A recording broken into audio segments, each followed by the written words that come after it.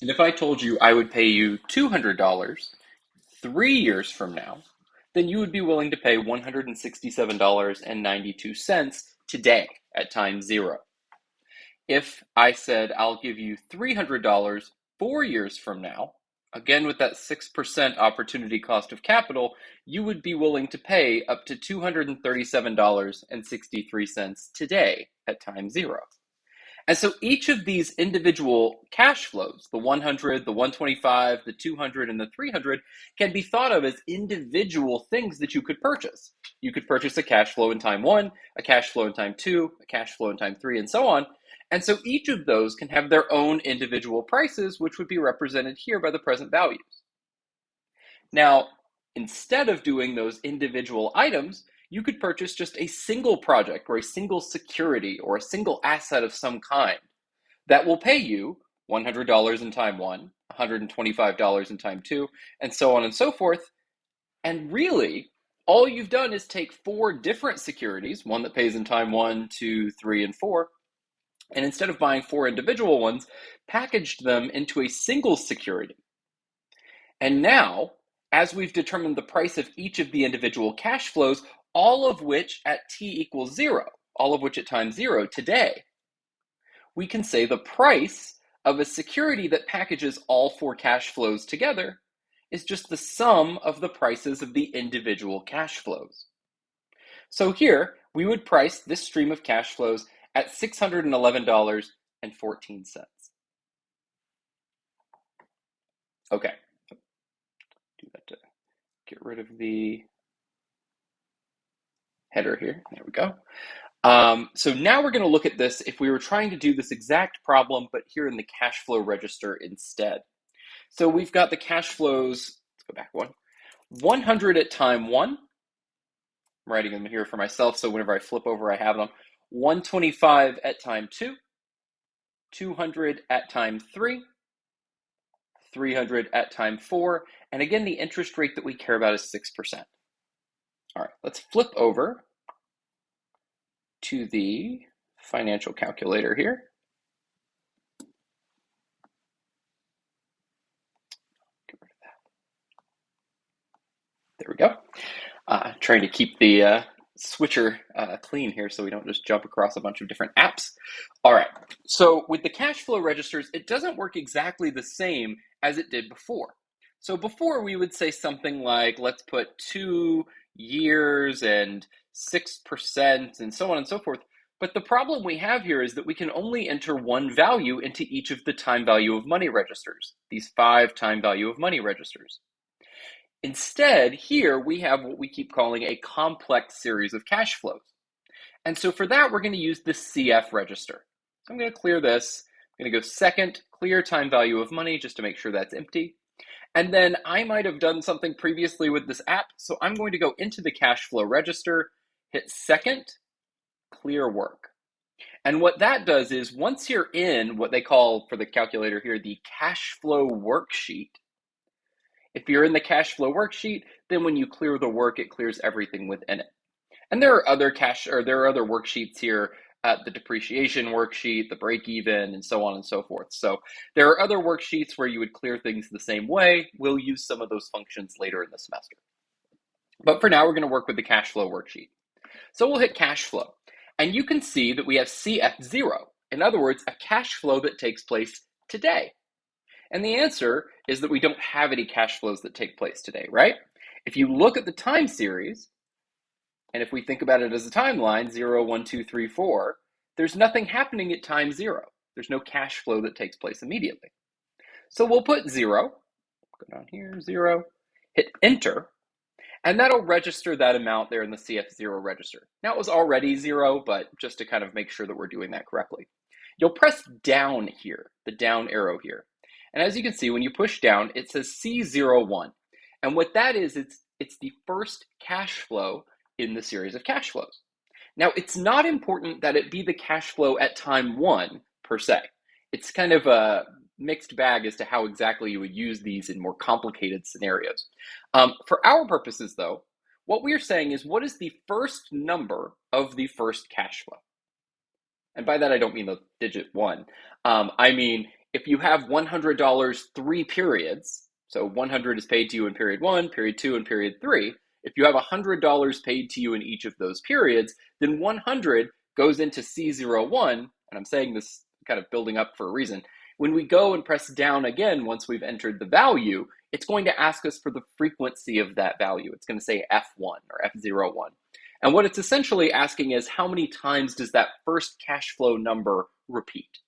Essentially, is it 100 for 3 years, and then it's 125 for 2 more years, and so on and so forth. So you don't have to enter every single cash flow manually if there's some sort of pattern to them. Here we don't have that sense of pattern, it's all different figures, so we're just going to have to enter them manually. So 100 is the first cash flow, enter, press down, and you can see F01, the frequency of that first cash flow value, happens just the once. Now you could change it if you wanted to, enter a value and hit enter, but it's already at 1. So I'm going to do it again just in case, 1, enter, and then we push down again. And now you can see it changes to C02. Now if you didn't enter anything at your cash flow at 1, it may not allow you to go down to C02. You still need to enter a value back up here at C01, even if it's just the number 0. Because if you think about it as a timeline, it's important that the NPV calculation, or the cash flow register calculation here, can keep track of how the spacing between the cash flows occurs. So for example, if you imagine flip back over here so I can actually write on something.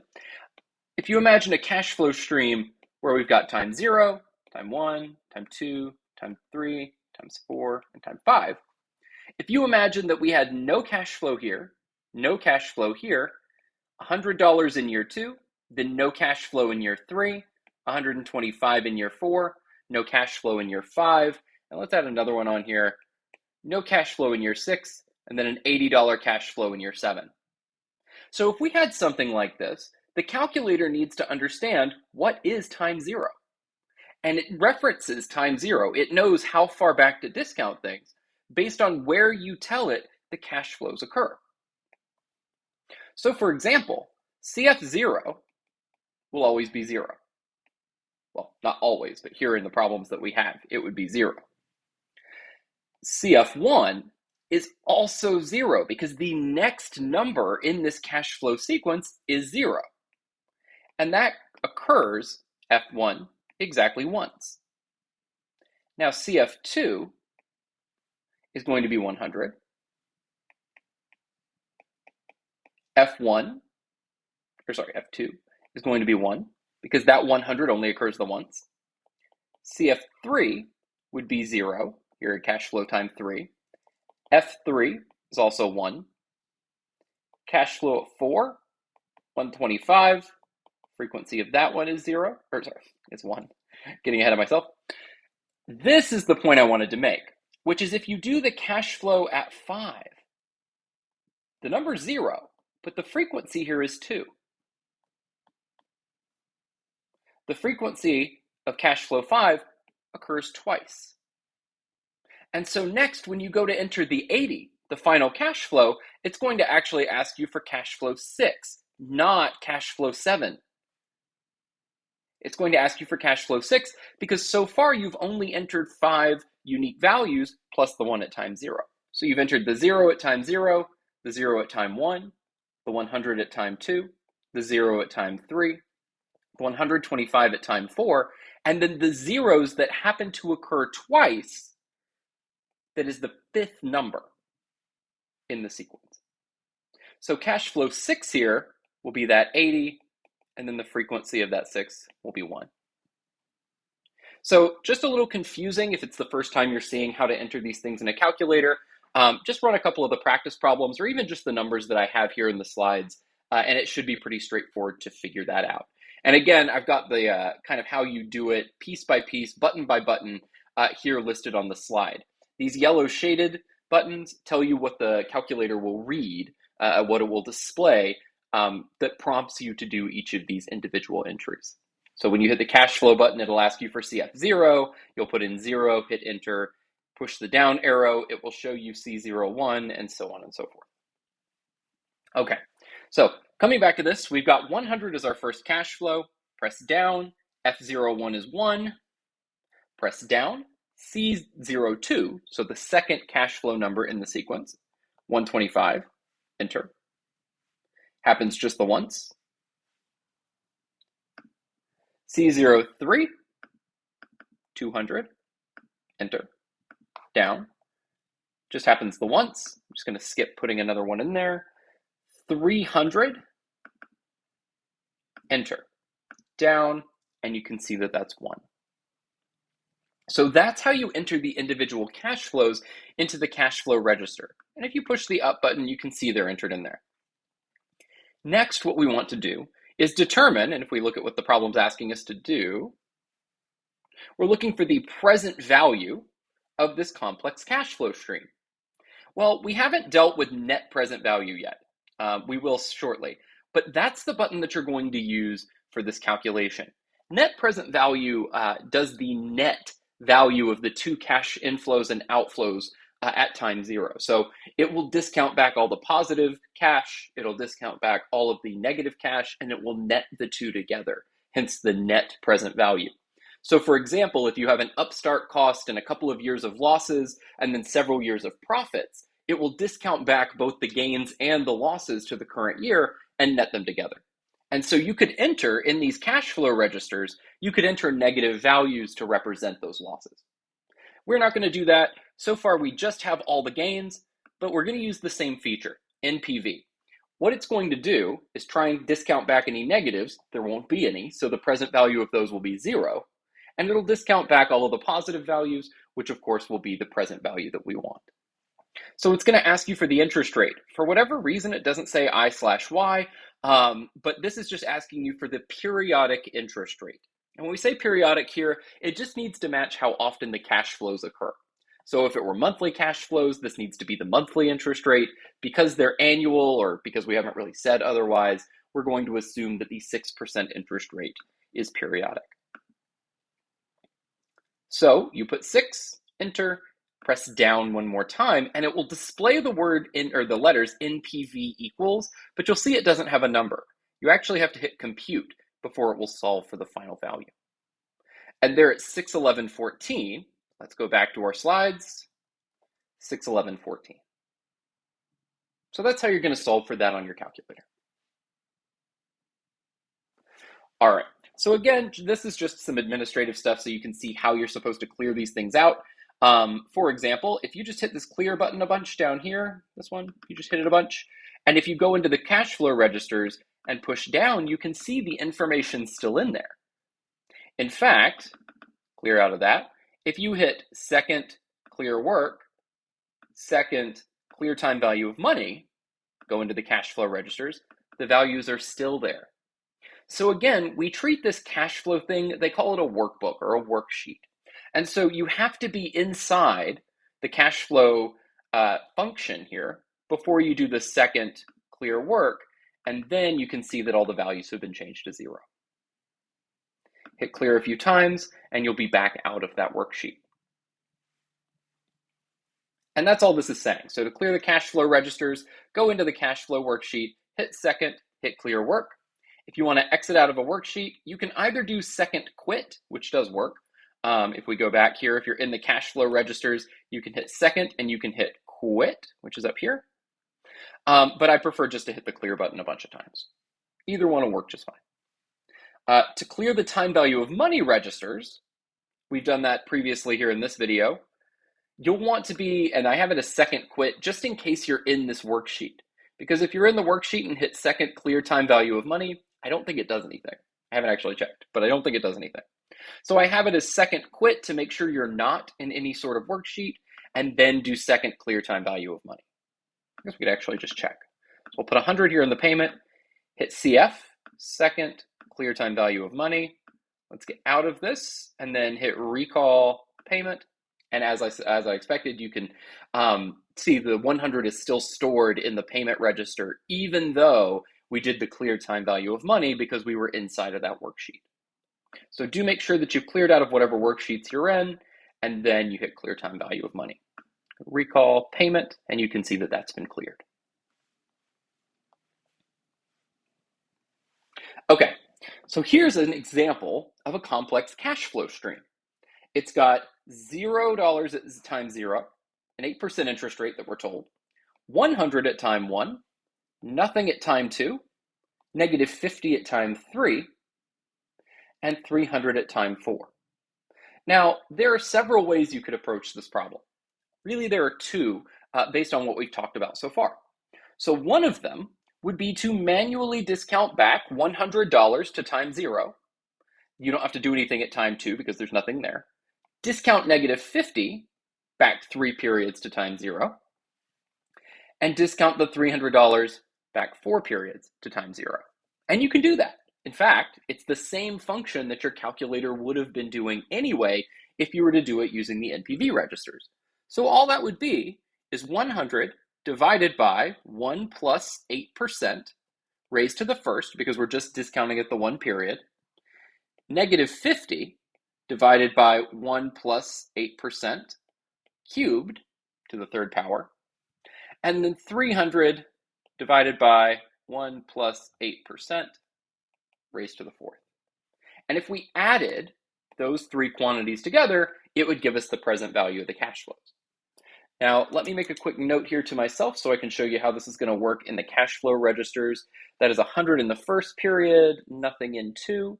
It is negative 50 in 3, and it is 300 there in time 4. And again, the interest rate is 8%. Now, note that we are being asked for the present value. It's important that you make sure to know whether you're being asked for the future value or the present value. One point I actually do want to make here, if you use the app, you can also calculate not just the net present value, but you can also calculate the net future value. The non-professional version, so this is the professional BA2+, the regular version that's not the professional doesn't have that option. But realistically, it's very straightforward. I'll show you how that works shortly.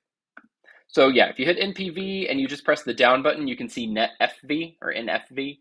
That's the net future value, and that's in there as well. This is a payback period, so it's got a few of these, and discounted payback period.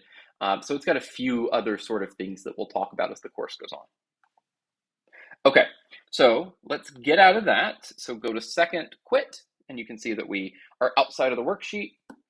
So now we're going to do that same complex cash flow stream, CF. There was nothing at CF0, so 0, enter, down. The first cash flow was 100, enter, down. It was just the once, so we can go ahead and hit down again. Nothing happens in cash flow 2, so 0, down. That 0 only repeats the once, it's only the one time. Down again. Cash flow at time 3, you type in 50 and then hit this plus minus button to change the sign here. Enter, down. It again only occurs the one time. And then in time 4, we have 300. And you can see it only occurs the once. Now we'll go NPV. The interest rate was 8%. 1, hit 8 there and hit enter. Down, compute the NPV. And it tells us the answer is $273.41. Now, I like to make sure that I have all of these decimals represented. If you go back to what I showed you guys for the setup of the calculator, you can do a hard reset on the button, on the calculator. If you hit second and you hit reset, then you just hit enter there and it will reset it. But if you do something where, say, it's a complex decimal, it'll only round it to the 2 decimal places, essentially money. It just shows you the cents. That's fine to the extent that it doesn't build within the calculator at that level. So within the calculator, it's still going to calculate everything out to however many decimal places are important, but then it'll display it to 2 decimal places. But if you need to do individual calculations where you get something out of the calculator, write it down, do another calculation, write it down, and then do it all at once, you might have compounded the rounding error in there. And so I like to make sure that I have 9 decimal places showing, or the full amount that the calculator will allow. That way we don't have that intermediate rounding problem. And so that was second. Format, you see it shows DEC, 9, enter, and then hit clear a bunch. And now again, if you do a more complex decimal, you can see that it shows you a bunch of decimal places. So I like to have it shown like that, and then I just manually round the answer. But of course, you're welcome to do whatever works best for you as long as that intermediate rounding does not present an issue. And if you do enough of the practice problems and enough of the things that we do here in the slides, if you follow along with those, then you'll know whether it's giving you the correct answer or not. All right, so our answer was 273.41. And if we go on to the next sheet here, you can see that it does this individual compounding thing. We have the 100 that's been divided by 1 plus the interest rate raised to the first, the negative 50 divided by 1 plus the interest rate cubed, and so on and so forth. The present values are shown here on the right. And the total present value of that complex cash flow stream is $273.41. Exactly what our calculator, well, I guess I already cleared it, exactly what our calculator showed us. All right, so one more time, just to really hammer home this point. This piece here is saying I would pay $92.59 for $100 1 year from now.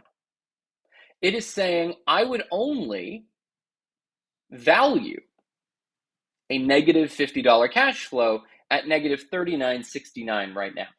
Now that's a little harder to think through, but it's essentially saying, imagine you were given the opportunity to start a project now or to start one 2 years from now. And you say, okay, well, how much does it cost me to start it now? How much does it cost me to start it then? They say, okay, today you can start the project for $39.69, or you can start the project in 3 years for $50.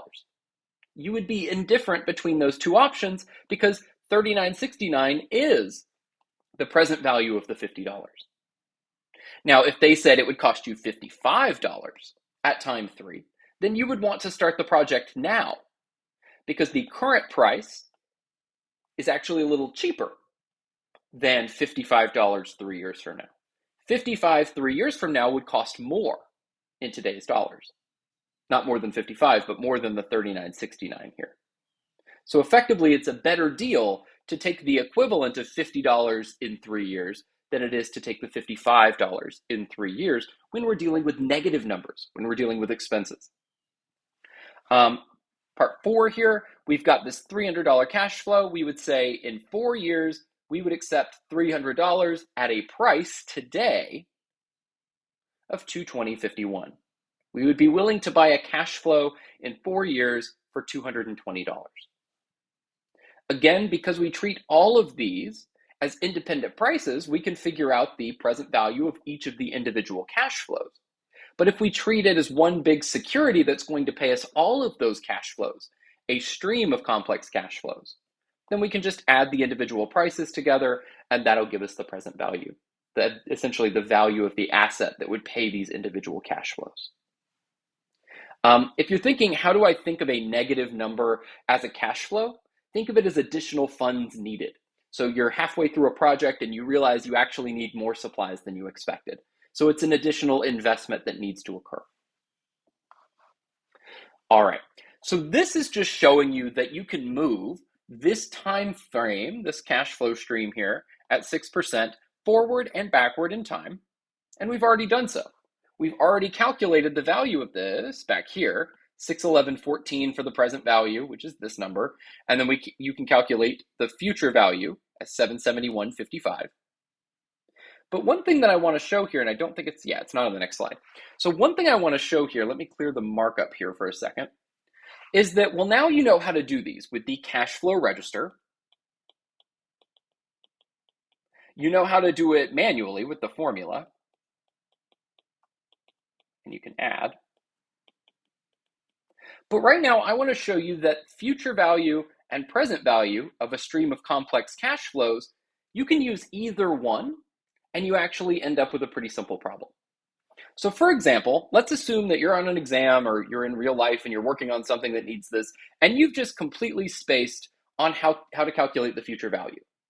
You're not using the professional version of the calculator that has the, whenever I go to slide between the apps here, it always advances the slide, so I apologize for that. So assume you're going into your calculator, you go down, you don't see this net future value thing. And you're like, okay, I don't want to calculate each of these individual things compounded into the future. So how can I use my net present value feature on my calculator to calculate the future value of the cash flows? Well, here's how.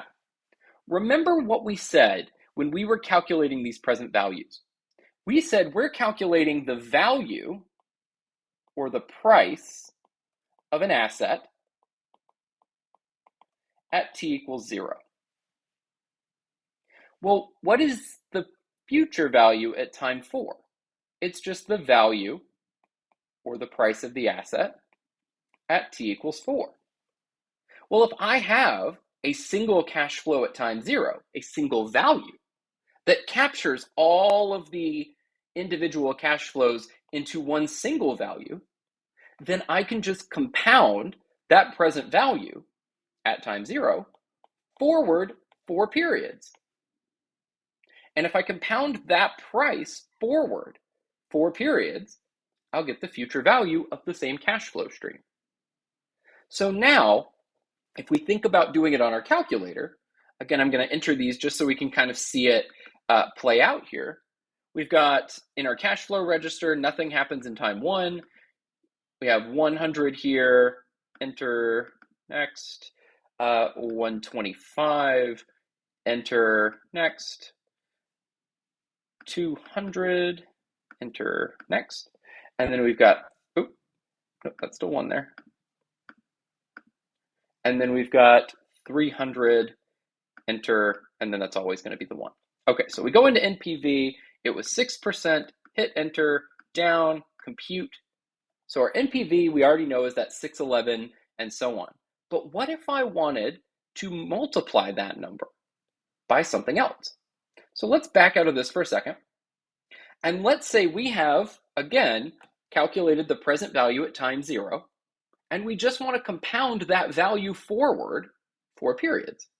Well, we know that our future value interest factor is just 1 plus the interest rate, so 1.06, raised to the number of periods, which is just 4.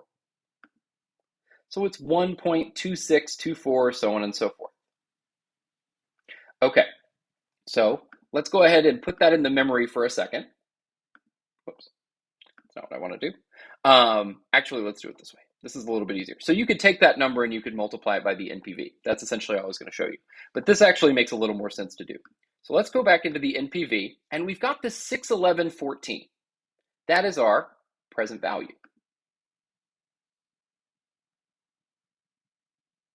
Next, clear out of here. You can hit recall present value, and you can see it's stored there. As soon as you push the button, it stores that value in the register. So it's in the present value. We have no additional payments because we've already accounted for all of the cash flows that occur in the cash flow stream. It's at 6% interest, and we want to compound it forward 4 periods. Hit compute, future value, and you can see that we would get back to that 771.55. That's the future value of the same cash flow stream. Because this present value version is just moving this 4 periods cash flow stream thing back to time 0. And all we're doing in the future value is moving this 4 period cash flow stream to time 4. So if this was calculating it at time 0, all we need to do is take that single value, that single present value at time 0, and move it into time 4. Okay, so that's what I wanted to show you there. And again, if you do use the app, you can go down to net future value, and you can hit compute, and you can see that it gives you the same thing. It knows to move it to time 4 because there are only 4 cash flows programmed into the calculator. Okay. All right, so that was a series of complex cash flows. That was essentially, we don't know what the next one's going to be. It could be more, could be less, could be negative, could be positive. And so we can't use a systematic approach to value that cash flow stream. That's kind of over now. So we've talked about the complex cash flows, and we know that essentially you do it manually. Your calculator might do it for you, but a lot of that work comes from you pushing buttons. An annuity is a lot simpler. An annuity is a constant cash flow per period. So let's say $250.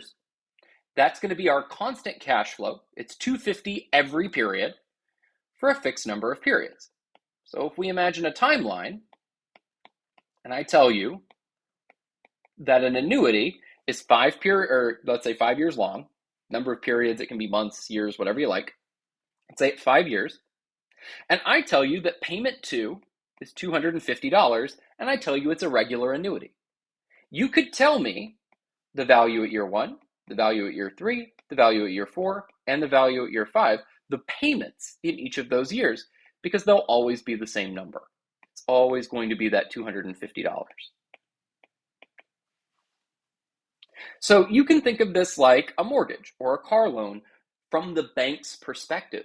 So from the bank's perspective, you always pay the same amount on your car loan, or at least the minimum payments on the loan are always the same amount. You might pay more or less, hopefully not less too often, but essentially this idea that you're paying the same fixed payment over time is the expectation when the loan is arranged. Retirement savings work similarly, where we want to contribute a fixed amount of, say, our paycheck, say a given percentage of our salary or a certain dollar figure every month. And we also want to withdraw during retirement a fixed amount that we can then spend. So both of those look a lot like annuities. So why do we care? So let's imagine that we have an annuity that looks like this. So it's a contract with $130 million in guaranteed payments that are split over a 5-year annuity. And that 5-year annuity comes in the form of $26 million paid in each year for 5 years. And so if you're standing at the beginning of the 2020 season when this payment schedule is arranged, and where, say, the first payment takes place at the end of 2020, then you can value the contract at the beginning of 2020 just using the same methodology we've already done, right? You can take the 26 here in year 1 and discount it back 1 period, essentially just divide it by 1 plus, here it's 5%, we're told the interest rate, so 1 plus 5%, and then here it'd be divided by 1 plus 5% squared, and here it'd be divided by 1 plus 5% cubed, and here it'd be divided by 1 plus 5% to the 4th, here it'd be divided by 1 plus 5% to the 5th, and you would just add up all of those quantities to determine the present value. And you can do that. In fact, that's literally what it says down here. And you'll get this number. It's the correct number, I promise. It's $112 or $112.6 million. But it's not the easiest way to do it. Because look at this series of calculations. You'll notice something similar about it, right? You'll notice that the only thing that changes is the exponent down here. And it turns out there's actually some convenient math when this sort of a pattern emerges. And so, again, I don't expect you to remember anything about the sum of a geometric progression. If you took Algebra 2 back in high school, you covered it, but I can't expect that anybody still remembers their Algebra 2. So we're going to talk about just one example of how this works. And the math behind it, not super important. It's more important that you understand there is a formulaic approach that exists. You can apply the formula if you need to, but realistically, we're going to use the time value of money registers in the calculator to do the math that we're going to do with these. So you're not on the hook for making sure you can solve for this or any such nonsense. So as you can see, a geometric progression is something times x to the first. Remember, any value is the same thing as that same thing, or is the same thing as that value to the first power. Anything to the 0th power is 1. So x is just x to the first, x to the 0 is equal to 1. So here you can see we have ax0, ax1, ax2, so on and so forth. Because x is missing there, but it's just being treated as a 1. A times 1 is just a. Going back really quick, here you can see we have this to the first, this to the second, to the third, to the fourth, to the fifth, and so on. So to the extent that we can then take this geometric progression thing and apply it to what we've been doing, what do we really want to do? Well, we want to come back here and we want to be able to figure out the sum of having done that to a fixed number of cash flows. Because the present value, remember, the present value is just equal to the sum of the cash flows at a given time, discounted by 1 plus the interest rate raised to that number of periods. So it's just the sum of a bunch of cash flows. Well, here, the sum of those first n numbers in that geometric progression is given by this. It's given by a times 1 minus x to the n over 1 minus x. But you'll notice we have some issues. For example, there's a cash flow 0 here that wasn't in the previous problem. There are a few other pieces that we need to kind of move around. Well, we can do that, and we can do it pretty straightforward. We can say, well, let's take this present value of an annuity idea, and let's call it equal to, here it's 3 periods, but it can be however many you like. Let's say it's equal to some dollar value, some cash flow, over 1 plus the interest rate raised to the number of periods. And because we've got this a x to the 0, a x to the 1, a x to the 2 sort of idea, we need to define a, and we need to define x. Well, what is being multiplied together? Let's say a is equal to c over 1 plus r. Let's say x is equal to 1 over 1 plus r. And if you've got these two things multiplied together, then you've got c over 1 plus r squared. And then that's going to give you, in each successive term, so each one that comes after it, an additional discount. So essentially, as 1 plus r gets squared and then cubed and then to the fourth, this will become cubed and then to the fourth and then to the fifth. So for each additional power of this definition of x, for each additional power, we are going to have one additional discounted cash flow. Now, again, if you're not following this part, if you're not comfortable with sort of what we're doing with this progression, it's not super important. What it's kind of useful for is developing the intuition for how we're thinking about the present value of an annuity. It's just a bunch of discounted cash flows added up. But here we can take advantage of the unique system, or rather the unique features of an annuity that have the same number of payments fixed over the same periods of time for some defined period of time, where we can take advantage of that and use some algebra to give us a closed form, meaning something we can write down, a formula that will always give us the right answer. Now, you might wonder, when you were looking at this, you might have said, well, actually, I thought C was going to be this A thing, and that X was going to be 1 over 1 plus R. Because, well, when you multiply those together, that's the first term, right? Sort of. The issue that you run into is that for the sum of the first n numbers, that includes one where x is to the 0th power. Well, what happens if you have this to the 0th power? It would just be the cash flow at time 0. It would just be C. Instead, here we want the sum of just the future cash flows. This is just giving us the value of an annuity where the payments always happen at the end of the period.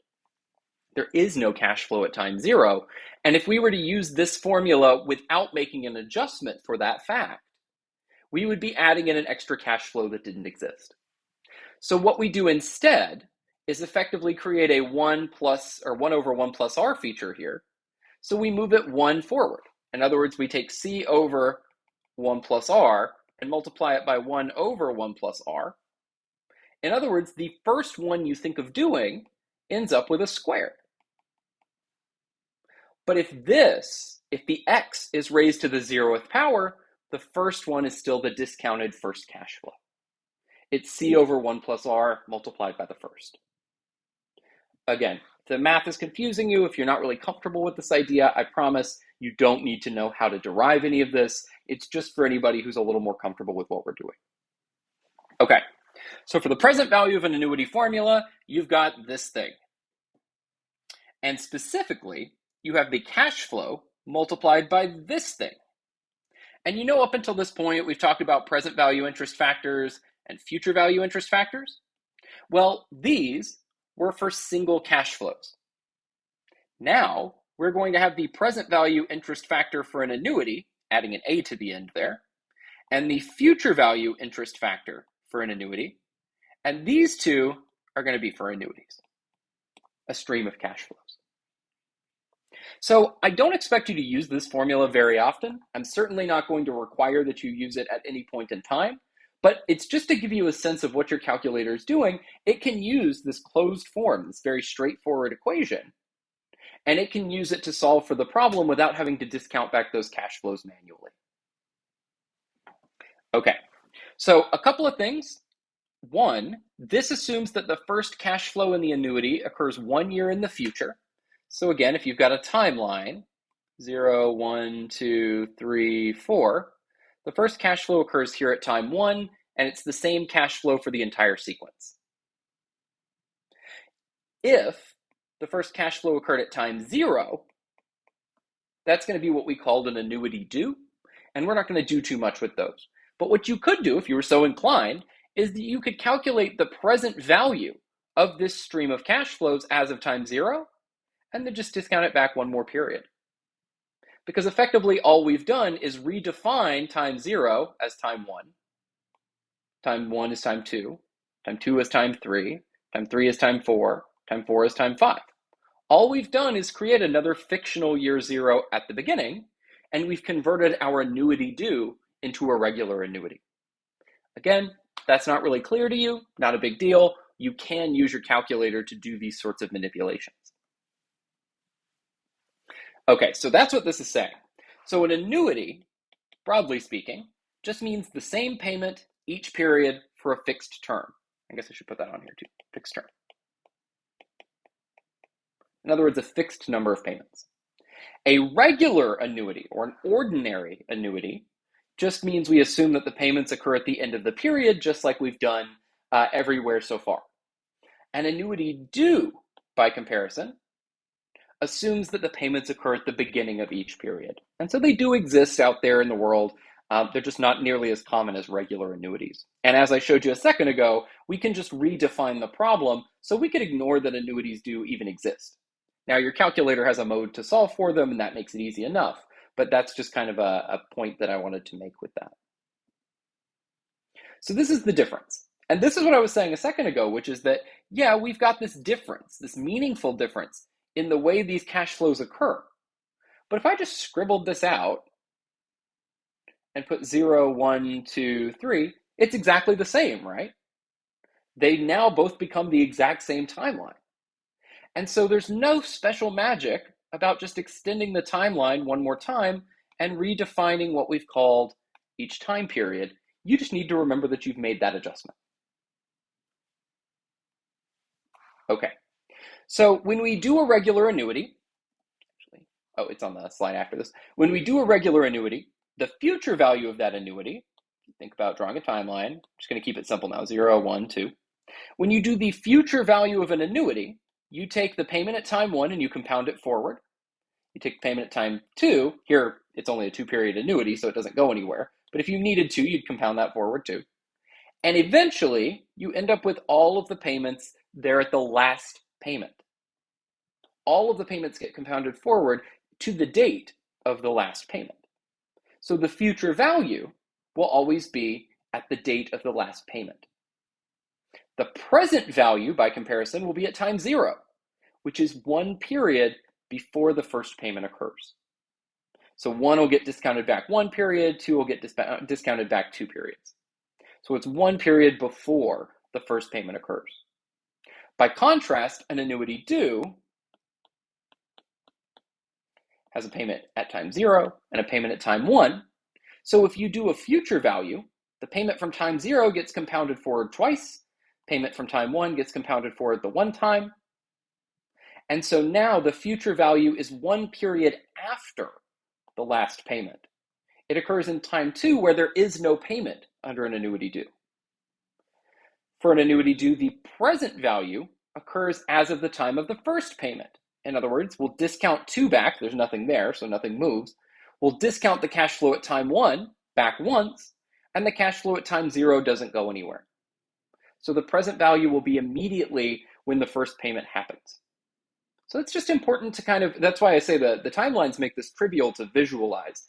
But it's something important to know when you're just kind of plugging and chugging in your calculator and you want to make sure that you know when you're valuing your various cash flow sequences. And so that's what this picture illustrates. So here it's showing you that under an ordinary annuity, This one's the ordinary annuity, and this is the annuity due. Under an ordinary annuity, we'll calculate the present value at time 0, which will be one period before this first cash flow. If we're calculating the future value, you'll notice that it's as of the last payment. In fact, payment number 3 will never have any interest accumulated on it under an ordinary annuity due, because that last payment will have occurred just there at the end. It'll have just been, as soon as you're calculating the future value, it will have just been all of a sudden it shows up in the account, no interest or anything, it just happened. Under an annuity due, the first payment happens immediately, and so when we're calculating the present value, the price today, we need to consider that there's an immediate payment that comes out of the security. By contrast, nothing happens at the end of time 3 because all of the payments occur at the beginning of each of the years. Like, let's imagine that the time between time 0 and time 1 is the year 2020. Time between 1 and 2 is the calendar year 2021. And between 2 and 3 is the calendar year 2022. So same thing up here on the top. If we're thinking about a regular annuity, this payment, it occurs on December 31st, 2020. The second payment occurs on December 31st, 2021. The third payment occurs on December 31st, 2022. Under an annuity due, the first payment occurs on January 1st, 2020. The payment at time 1 here occurs January 1st, 2021. The next payment occurs January 1st, 2022, and there is no payment on December 31st. But the future value is still as of 12/31/2022, regardless of whether a payment just occurred or not. And the present value here is always as of January 1st, 2020, regardless of whether there's a payment there or not. So that's all this other slide is saying. It's just a way for you to be able to kind of track this information. Okay, so this is just showing you how to put a regular annuity into your calculator. And I'll show you in just a second. I'll flip over and I'll show you how to do it in there. But this is just saying the same thing it did a second ago. Regular annuity, payments are the same in each period. Future value is as of the last payment. We need to make sure our calculator is in end mode, because again, an end mode is for a regular annuity, beginning is for an annuity due. And here's the problem. We want to find the future value, so we want the FV, of a regular 3-year annuity. So when we do these problems, actually, let's take a step back before we think about it too much. When we do these problems, we usually want to think of it in terms of the time value of money registers. So we want to do N, IY, PV, PMT, and FV. Well, here, what's the number of periods that we're concerning? A 3-year annuity. So N is 3. What's the interest rate? Down here, we're told it's 12. It's 12%. Do we have any immediate cash flow? Well, we have a regular annuity, so there's no immediate cash flow. So the present value is 0. We don't have any value in our bank account just yet. We are buying 3 deposits of $100, say, or yeah, it's here, it's $100. We're buying 3 deposits of $100 that will occur at times 1, 2, and 3, or years 1, 2, and 3. The future value is what we're trying to solve. The payment, that's why we keep harping on this idea that the payments are always the same. The payment is $100, and we're told that here in the problem. Now, these time value of money registers, there are 5 of them. There's there's the number of periods, the interest rate, the present value, the payment, and the future value. And if you have 4 of those values, you can always solve for the 5th one. So because we have N, IY, PV, and PMT, we can solve for the future value quite quickly. So let me write those numbers down. So whenever I flip over, 12, 100, and 0. Okay. All right. So again, I always get into the habit of doing second clear time value of money. I don't want there to be anything in these registers that I forget. All right, so it's going to be 3 number of years. 12% was the interest rate, I believe. 0 is the present value, 100 is the payment, and by putting it in this payment register, the calculator knows to calculate the future value of n payments. Here, 3 payments. So we've got 100 in the payment register. We'll hit compute up here in the top left corner, and then hit future value. Future value will give us 337.44. And so that's going to be the $100 payment in time 1 that's been compounded forward, the $100 payment in time 2 compounded forward, and then the $100 payment in time 3 didn't go anywhere. So it's just the two $100 that occur at time 1 and time 2 that will have accumulated some interest. And specifically, they'll have accumulated here $37.44 of interest. So let's come back. This is what's happening inside the calculator. The first cash flow, as I said, gets compounded forward twice. It gets multiplied by 1 plus the interest rate, raised to the number of periods. That's all this is. Number 2 only gets moved forward the 1 because it's in time 2. We're moving to time 3. Remember, the future value for a regular annuity takes place as of the date of the last payment. And then the $100 doesn't need to go anywhere because it's already in time 3. And so this is what you can see. $100 as of time 1, compounded 2 periods at 12%, is $125.44. Remember how we interpret these values. If I'm standing in time 1, I will pay $100 for a future cash flow in time 3, 2 years from now, a future cash flow of $125.44. Another way to think of that is that standing in time 1, I would need to deposit $100 into my bank account to have a balance of $125.44 2 years from now. We can interpret 2 and 3 the same way, but here we have an annuity that bundles all 3 of those cash flows together, and so we add up all of the future values to determine the future bank account balance. Again, imagine we had 3 separate checking accounts. A checking account that has all of the money from cash flow 1, so $100 goes in one account, $100 goes in a second account, $100 goes in a third account. The first account is left to compound for 2 years, second account's left to compound for only the 1 year, and the third, we had immediately deposited the 100 when we start to do the math. We're still in time 0. That is, it hasn't moved. We're in time 3, but from the perspective of this cash flow, it's immediate. So it's there time 0. So if we had done these 3 separate checking accounts, checking account 1 would have had a balance of $125.44. Checking account 2 would have a balance of $112. Checking account 3 would have a balance of $100. So our total wealth would be $337.44, which is the same number we calculated back here. Now again, remember, there will be a negative sign here because we treated the payment, if I hit recall payment, we treated the payment as a positive number. You just need to remember that one is an inflow, the other is an outflow. And here, I was treating this as $100 went into the bank account, positive number, and therefore $337.44 pops out of the bank account at the end. That's what's available for withdrawal. Now, you could use the formula. That's what this is showing. So 1 plus the interest rate, there's the number of periods, and you can kind of play around with that. It's just collapsing the 3 compounding factors into one formula, and we're calling that the future value interest factor for an annuity at 12% for 3 periods. But again, I don't intend for you to need to use this formula. You're certainly welcome to if you'd like, but it's a little more machinery than I think we need. So this is just me showing you how to do it in the calculator. Obviously, we just did it on the actual screen, and so we won't need to go through this step by step again, but these sort of things are in here so that when you go back to do these problems on your own, that you have the resources here to help you.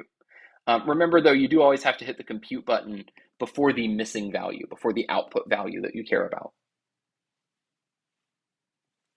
All right, so that was the future value. That was if I deposit a bunch of money into my retirement account over the various years, how much money will be there when I retire? So if you think about it as $100 payments into your retirement account, at the end, you'll have $337.44. But what if you were being offered an annuity? What if the insurance company, I don't know why it's doing that weird zooming thing. Imagine an insurance company offered you an annuity. They said, okay, we're going to pay you $100 every year for 3 years. How much would something like that be worth to you? Well, then we need to value that asset. And if you remember, we said that the value of something can be represented as the sum of the discounted future cash flows.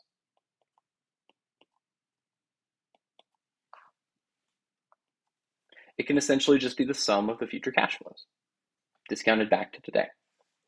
And so we want to also calculate the present value of something like a regular annuity so that we can determine the value of it. So same problem as before. Now we have a payment of still $100, an interest rate still of 12. The only thing that's changed is we want the present value. Now, this part might be a little confusing to you because when we go to do this math, I should stop trying to slide between these two and just switch it like that.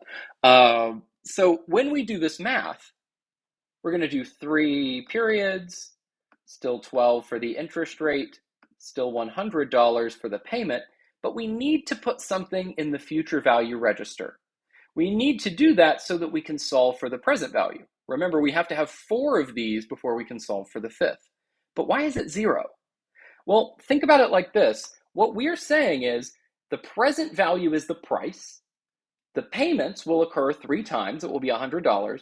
But there's no final payment that happens at the end. There's no special final payment. There's no special inflow or cost at the end.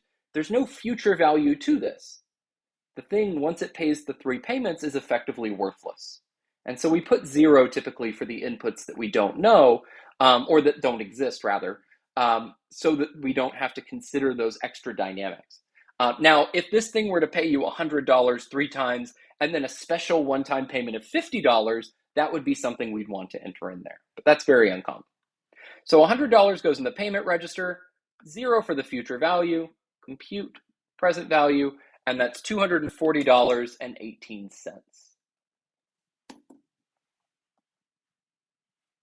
Okay, so let's take a look at what we do. Well, we could do it by hand again. We could take the $100, divide it by 1 plus the interest rate raised to the first. Second one, discount it back 2 periods, divide it by 1 plus the interest rate squared. And the third one, we could discount back 1 plus the interest rate to the third, add those 3 numbers up, and that'll give us the present value. We could do that. We could do it manually. Instead, we can do it with the calculator as we just saw, and we end up with exactly the same number, $240.18. So again, this $100 cash flow occurring at time 1 would have a price today at time 0 of $89.29. A cash flow occurring at time 2 would have a price today of $79.72, and a cash flow at time 3 would have a price of $71.18.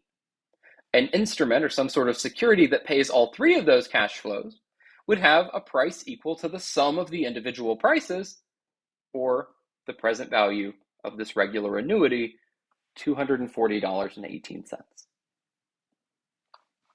Again, here you could do it with the formula if you wanted to. This is just showing you that's the discount factor for 1 period, discount factor for 2 periods, and for 3 periods. As you saw, there was the use of 1, 2, and 3. And this is just showing that they all collapse down into that present value interest factor for an annuity formula. But again, if you want to use this, you're welcome to. I don't see the need for it. All right, so this is just how you would do it in a calculator. Again, I've explained how that future value ends up being 0.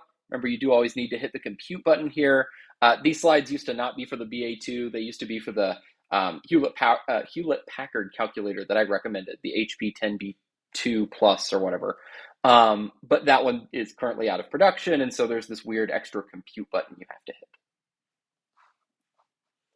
So this is an example of that $240.18, that value today of that $100 payment stream. That's the starting balance of, say, some sort of checking account. Well, over the duration of the year, that checking account will earn 12%. It's 12% interest. And it will earn interest of $28.82. Then let's assume we make a withdrawal of $100 at the end of that year. Well, 240 plus 28.82 minus 100 gives us 169. That's the ending balance. And so that's also the beginning balance of the next year. For the following year, we'll accrue 12% on this 169. That's $20.28. At the end of the year, we'll withdraw $100 more, which will leave us with $89.28. We start the year with that. On $89.28, we'll earn 12% interest of $10.71. We'll withdraw our final $100, and you'll notice that the bank account is empty. Now, why am I showing you this step by step? A couple reasons. So one, that's not what I want. There we go.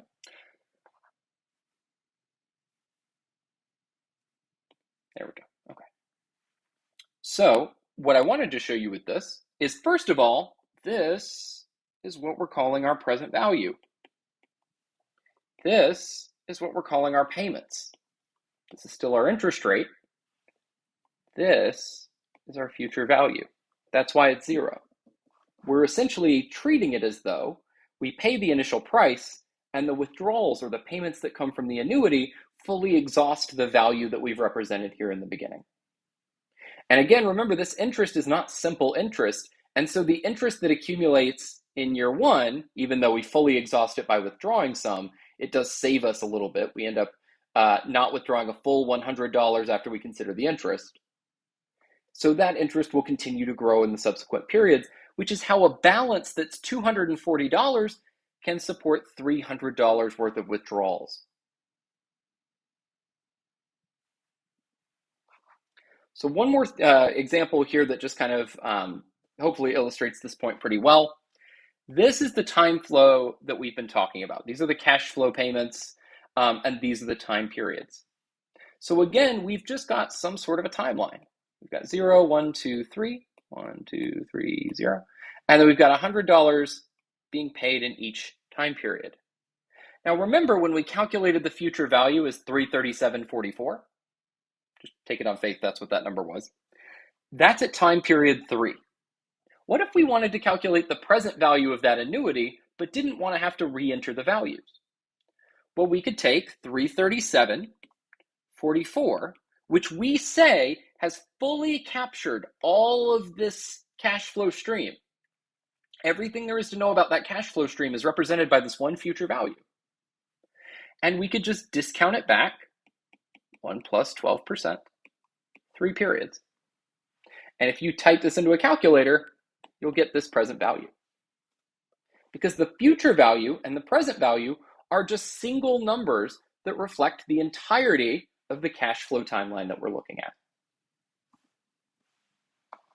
Now, as I mentioned in class, I don't really intend to do much with annuities due. I have them here in the deck just to give you some extra practice and to show you how they work in case you do have any interest in running those at some point in the future. But it works exactly the same way. So effectively, the only thing that changes, and I'll do one just to kind of show you, we're looking for the future value, same setup here, clear all that. We go to second, begin, second, set, hit clear. Okay, so this is, again, a 3-year, 12% interest, 0 for the present value, $100 for each of the payments, hit compute, hit future value, and you'll notice that's $377.93. That's more than the $337 that was in the previous version.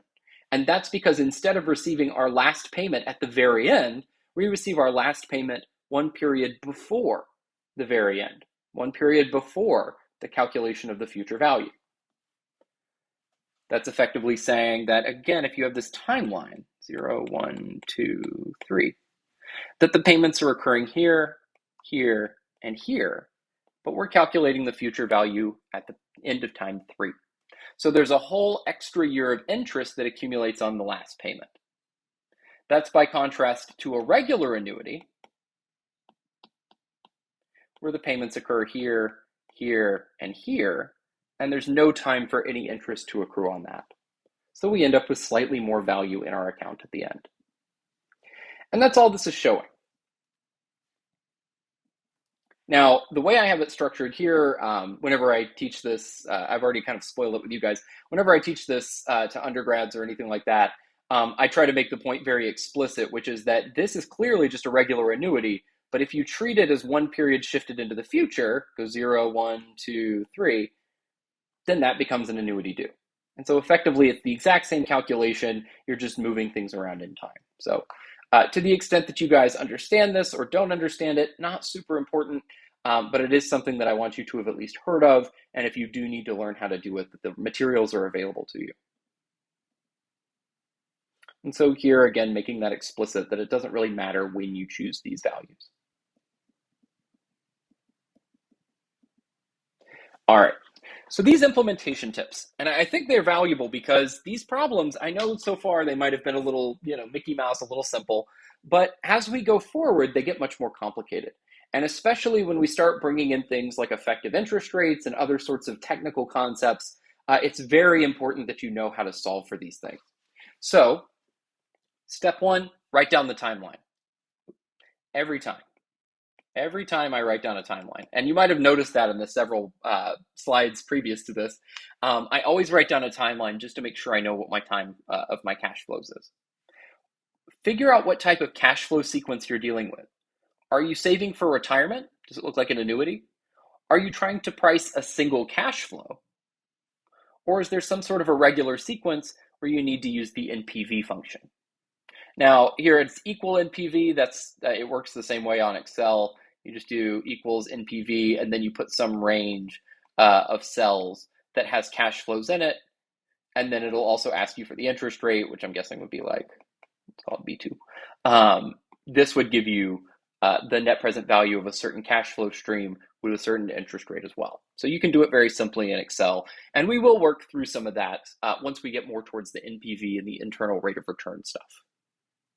And then finally, so once we've written down the timeline, we've established the numbers given in the problem, we've established what type of problem, then fill in the information that you have, if there's any that hasn't already been accounted for by the timeline, and try to be very explicit about what you're trying to figure out and when.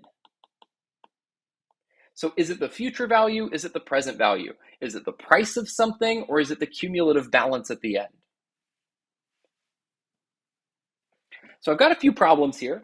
If you're watching this later, definitely pause here, try to work the problems, and then I will show you guys what you need to do. All right, pause just for a second in case anybody needed a second to pause their computer. All right, so you just retired, and you have $1 million saved into your retirement account. Timeline, time 0, you have $1 million on hand. You want your money to last 30 years. We'll say 1, 2, 29, 30. You expect a 4% rate of return. How much can you withdraw at the end of each year? Well, what does that look like to you? Notice the payment, the withdrawal at the end of each year is the same value, and they're each happening at the end of those years. Because they're happening at the end of the year, it's a regular annuity, and it's an annuity with a 30-period payment structure. So we have N is equal to 30. If the interest rate is equal to 4%, the present value is equal to that $1 million. We have a payment that we don't currently know, and the future value is going to be 0 because once we have withdrawn all of those payments, presumably we won't have any money left. The idea is that you want the money to last 30 years, and so there's no balance at the end. So given these parameters, 4, 30, 1 million, question mark, 0. Okay, switch back over here. We can very quickly just enter these in the cash flow registers. Or sorry, the time value money registers. Notice I'm still in begin mode. That would have given us some problems. If I enter this in here, it's going to be wrong. So let's go second, begin, second, set, clear. The begin went away, so we're good to go. So we had a 30-period savings situation at 4% interest. We had $1 million.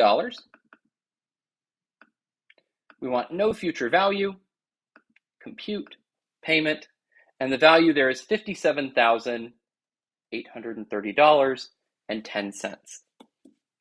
And so that amount could be withdrawn every year for 30 years with a beginning balance of $1 million, assuming it could consistently earn, that account could earn 4%. So that's how I'd go about solving this problem. You could do it with the perpetuity formula, wouldn't highly recommend it. You just retired, timeline, 0. You have 1 million saved, 1 million.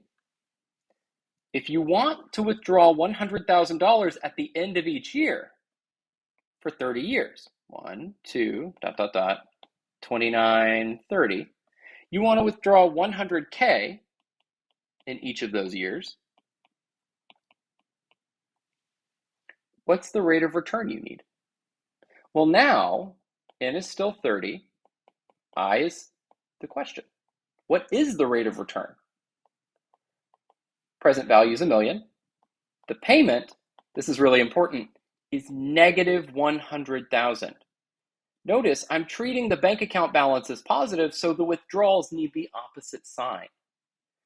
Future value is 0, and then we can solve the problem. So here, 30, question mark, 1 million, 100K, and then 0. So actually, this is a good opportunity to show you guys what would happen. So we still got 30 programmed in here, but I'll do it again just in case. IY is what we're going to solve for. 1 million is the present value. 0 is the future value. Let me not change this to a negative. Let me just put it as a whole number. If I hit compute and I hit the interest rate, you'll see it gives me an error because there is no interest rate at which this will reach 0 if I just keep adding value. So it starts, if I recall, gotta clear the error. If I recall the present value, it starts with $1 million in the account, and I'm saying I would add 100,000 each year for 30 years. How much would the interest need to be for me to have nothing left at the end? I would need negative interest. And in fact, I would need such significantly negative interest that I lost 100% of my wealth. And there's virtually no interest rate, and the calculator's error shows that. There's no interest rate where that's going to be a thing. Okay, so let's do it right this time. 100,000, change it to negative there. Now, just to make sure we still have our negative or 0 future value. Now we're going to go compute interest rate 9.31%. I usually round to 2 decimal places for just about everything, but I'll be explicit about what I want you guys to do interest rate wise. So it's about 9.31%. So now we know that if we have $1 million and we want to withdraw 100,000 every year for 30 years, we need to effectively be able to get 9.31, wasn't it? Yeah, 9.31% interest. So let's call it 9.4 just to be generous. If you can get a 9.4% interest rate, you can retire and have a $100,000 salary for 30 years off of just $1 million worth of starting investments. All right, so this is where we left off in class. It's where I'm going to leave off here. But the basic idea we will definitely touch upon next time. It's just it's just an annuity, but instead of a fixed number of payments, it's an infinite number of payments. All right, thanks guys for your attention. I apologize for having to watch this a second time, but I did want to make sure that we did a good job of this kind of first foundation and make up for a bit of the off day I was having on Tuesday. Take care.